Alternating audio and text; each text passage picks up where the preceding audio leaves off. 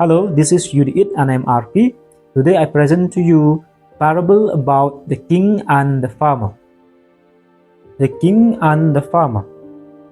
Once there was a good and just king who loved his subject and wanted to do everything he could to help them. At times, he would wander about his kingdom, disguised as a commoner in order to learn more about the difficulties and troubles. In this way, he hoped to find ways to help them. On one such journey, he met an old man who was driving his oxen into a field and struggling with a heavy burden on his back. It pained the king's heart to see such a thing.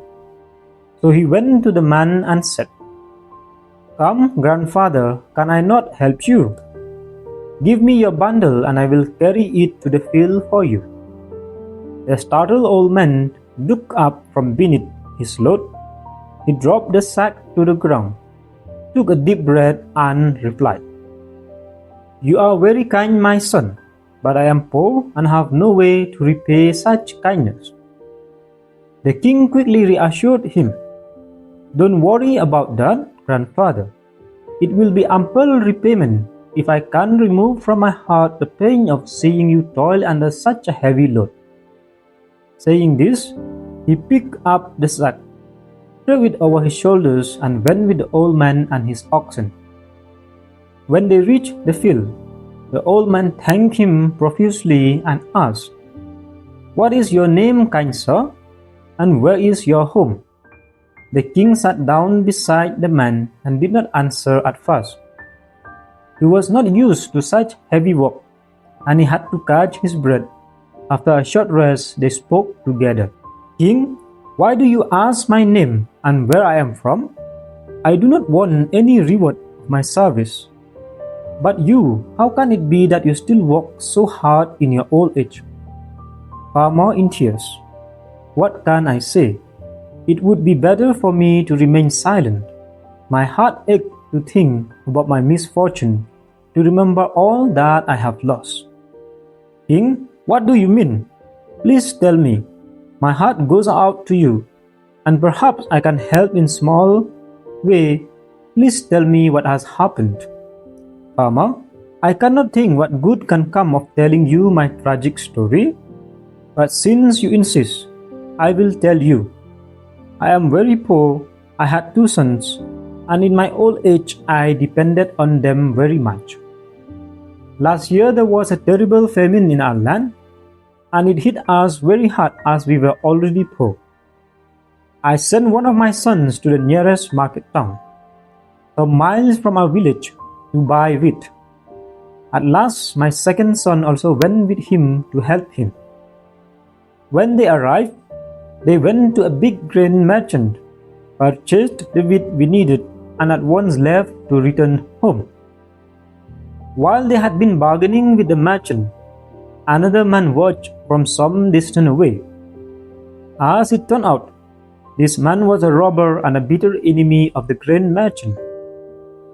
Apparently, the merchant had given evidence against him years before, and he had been sent to prison.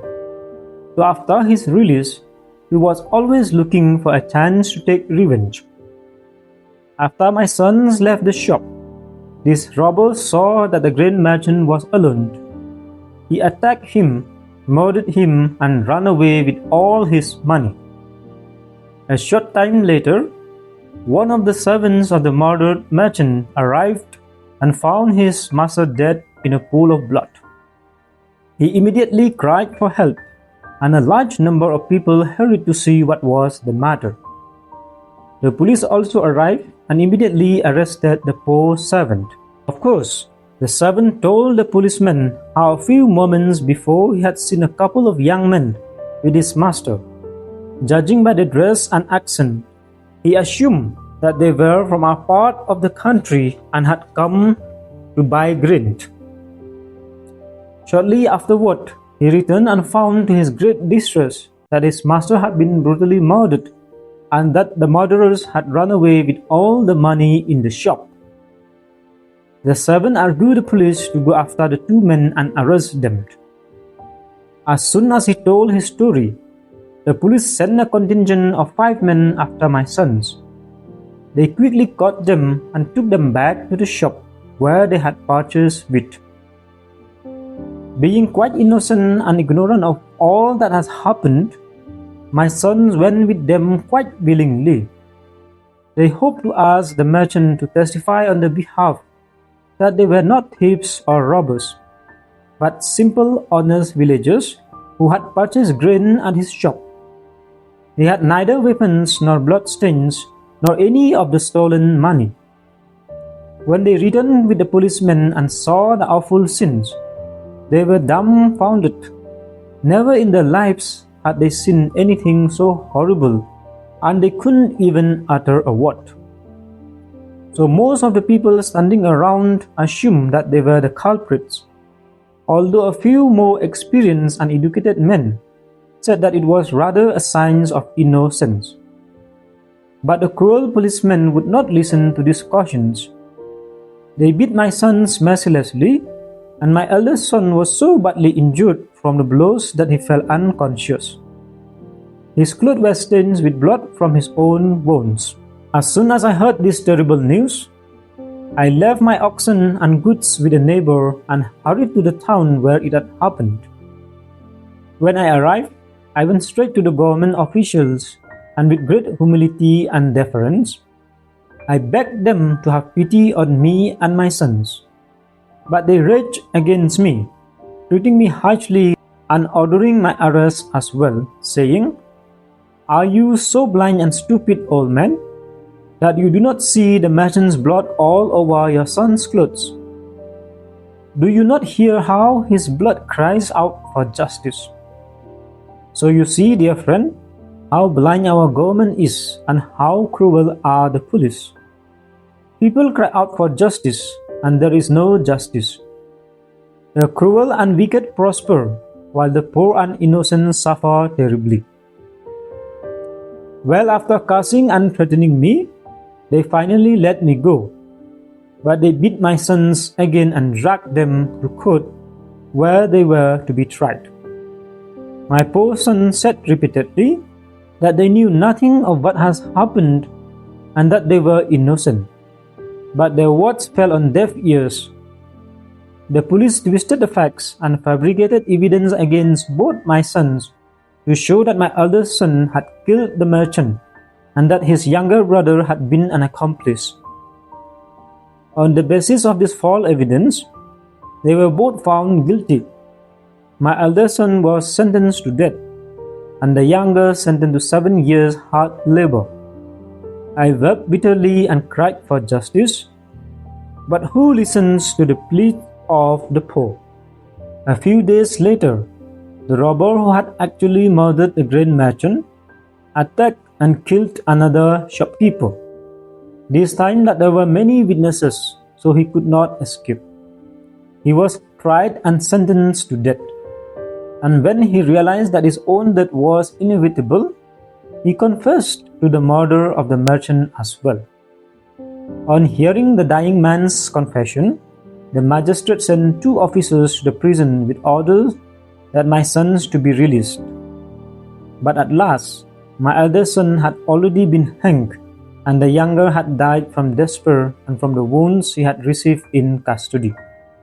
After burying my 2 sons, the joy of my life and my comfort in old age, I returned home broken-hearted and weak. King, your story breaks my heart, grandfather. It is more than a man can bear. Why did you not appeal to the king for justice?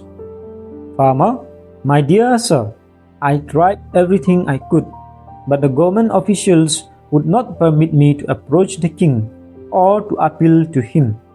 In the end, I had no choice but to drink the cup of sorrow and tribulation. Our king is good and kind-hearted, but his officials are cruel and they did not tell his majesty the whole truth.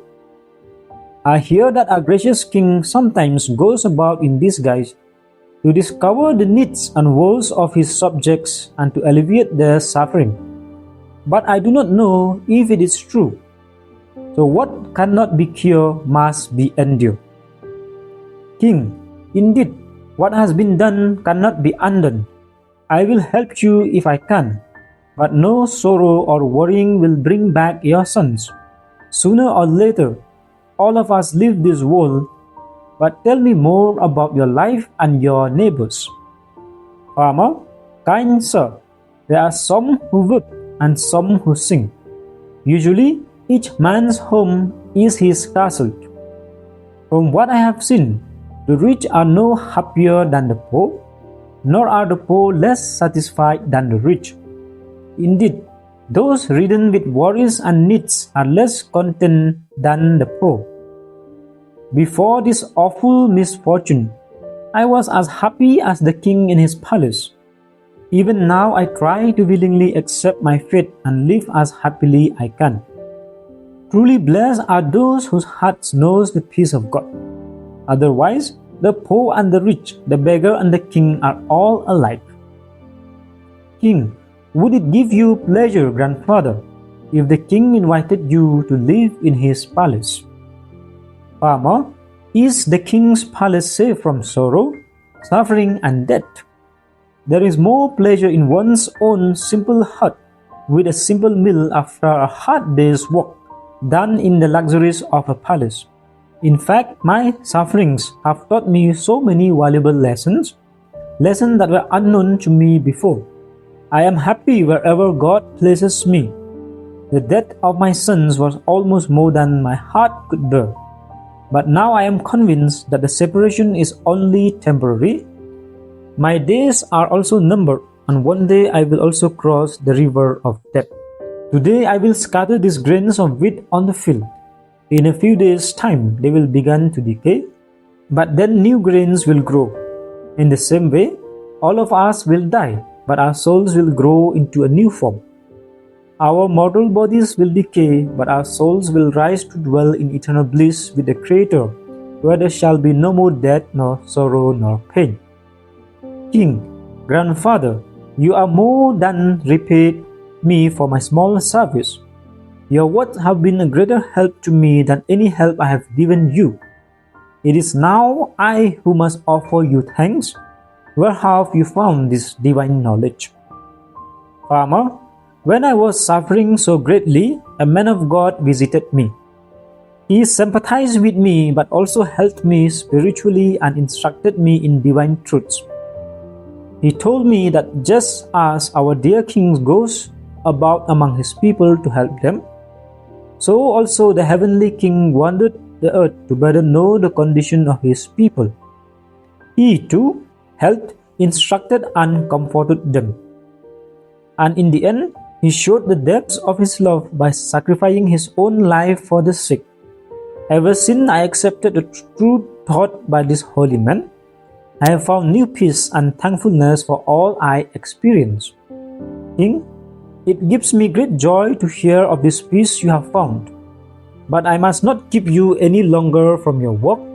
Perhaps I will have the pleasure to call on you again sometime. Saying this, the king took leave of the farmer and went on his way. The farmer, of course, had no idea that the man with whom he had spoken was actually the king in disguise. When the king returned to his palace, he investigated the man's story and found every word of it to be true. He ordered severe punishment for the policemen involved as a lesson to others. Then the farmer received a summons to the palace, where the king received him with honor and affection and granted him a generous pension so that he could live out his days in comfort and ease. Greatly amazed, the farmer returned to his home, praising the kindness and justice of God and the king. Thank you. If you like the story, please like, share, and subscribe to my channel.